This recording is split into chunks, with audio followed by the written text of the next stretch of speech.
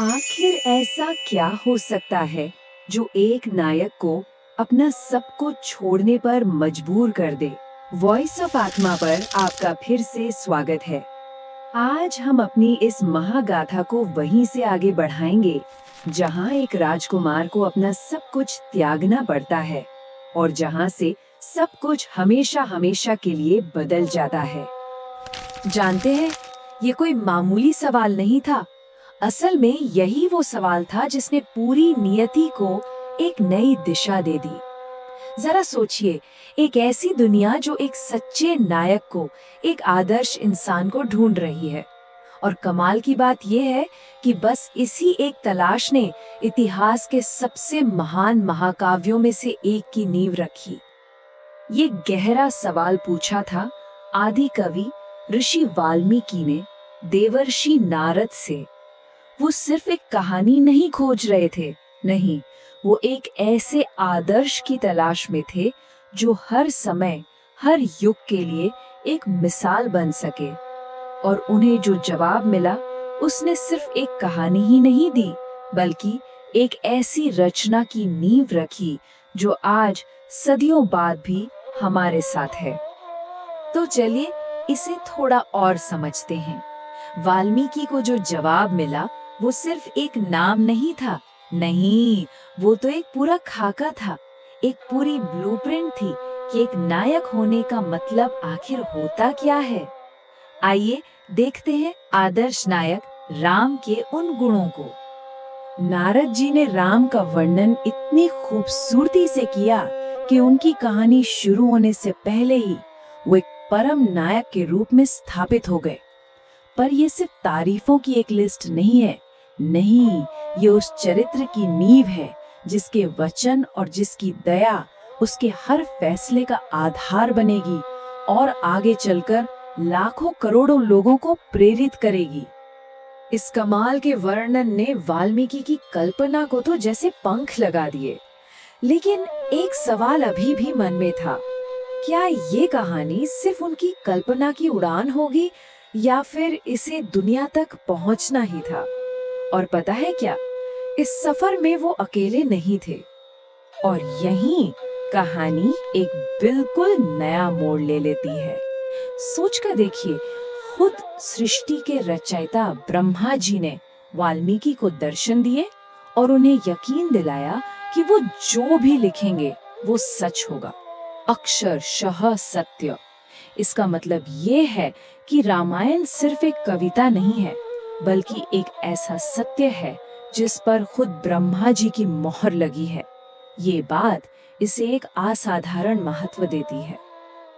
अब हमारा ध्यान जाता है अयोध्या राज्य की ओर। एक ऐसा राज्य जो हर तरह से परफेक्ट था, एक खुशहाल और न्याय से भरा हुआ राज्य। लेकिन जैसा कि हम देखेंगे, सबसे बेहतरीन जगहों में भी कहीं ना कहीं कोई कमजोरी छिपी होती है।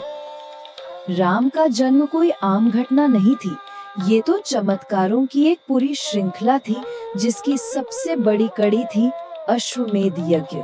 एक ऐसा अनुष्ठान जो सिर्फ सबसे शक्तिशाली राजा ही कर सकते थे। राम को इस दुनिया में लाने के लिए जो दिव्य प्रयास हुए, वो इस बात का साफ संकेत था कि उनका भाग्य कितना महान होने वाला है। और यहीं कहानी का मिजाज पूरी तरह बदल जाता है। एक आदर्श दुनिया में दरारें पड़ने लगती हैं और ये सब शुरू होता है सिर्फ एक अकेली जहरीली फुसफुसाहट से। इस हिस्से में हम उस साजिश के तह तक जाएंगे जो मंथरा और रानी कैकेयी के किरदारों से शुरू हुई और जिसने देखते देखते पूरे राज्य को अपनी चपेट में ले लिया। तो इस आग को भड़काने वाली चिंगारी आखिर थी क्या? वो थी रानी कैकेयी की दासी मंथरा की ईर्ष्या और असुरक्षा। राम के राज्याभिषेक में उसे राज्य की भलाई नहीं, बल्कि अपनी रानी की हार दिखी और उस हार में उसे अपना अंत नजर आया। उसका ये डर एक पूरे राज्य को बर्बादी की तरफ धकेलने वाला था। इस योजना के बारे में जो बात हैरान करती है, वो है इसका ठंडा नपातोला होना। ये कोई गुस्से में उठाया गया कदम नहीं था। नहीं, ये तो एक सोची समझी 4 कदमों वाली रणनीति थी, जिसे राजा के प्यार और उनके वचन का फायदा उठाने के लिए बनाया गया था। हर एक कदम एक आदर्श राज्य को घुटनों पर लाने के लिए था। अब कहानी उस नाटकीय मोड़ पर पहुंचती है जहां राजा दशरथ का सामना एक पूरी तरह से बदल चुकी रानी कैकेयी से होता है। जरा कैकेयी के इन शब्दों में छिपी क्रूरता को महसूस कीजिए। ये सिर्फ वनवास नहीं था, ये एक राजकुमार को उसकी पहचान से छीनने का आदेश था। उसे एक तपस्वी की जिंदगी जीने पर मजबूर करना था। जटाएं, पेड़ की छाल से बने कपड़े, ये सारी शर्तें उसे पूरी तरह से अपमानित करने के लिए थीं। और ये तस्वीर सब कुछ कह देती है। एक राजा जो सर्वशक्तिमान है, अपने ही वचन के आगे बेबस हो जाता है। रानी की उस ठंडी कठोर मांग के सामने उनका वो दर्द, वो बेबसी वाकई दिल दहला देने वाला पल है। एक तरफ जहां राजा टूट चुका है, वहीं दूसरी तरफ कहानी का नायक राम कुछ ऐसा करता है जो उसके महान चरित्र को हमेशा के लिए अमर कर देता है। और यही है सबसे बड़ी बात, शून्य, विरोध का एक शब्द तक नहीं।